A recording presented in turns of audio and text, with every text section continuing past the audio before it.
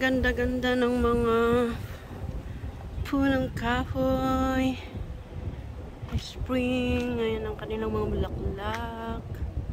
Namumulaklak sila. May mga squirrel sa taas. Hindi makita. Nakatago sila. Yan. Pag ganyan ang itsura pag spring. Ang ganda. Magandang pagmasdan. Green na green. Lalaki ng punong kahoy. Yan ang kanilang mga stem. Laki. Yan ang kanyang bulaklak. Ang gaganda ng bulaklak nila.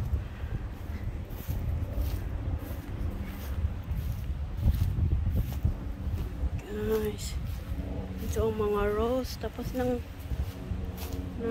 nalagas na ang kanilang mga flower. Dito sa rose garden. Wala nang mga bulaklak. Tapos na mamulaklak.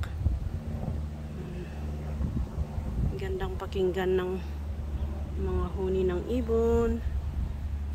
Yan. Ang ganda. Kaysa mga kalbong tignan, mas maganda yan. Fresh na fresh. At maganda ang panahon ngayon.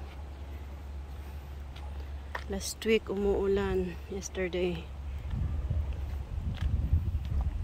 Ayan guys, salamat. Salamat sa lahat. Kita ko lang sa inyo ang mga surroundings. Thank you.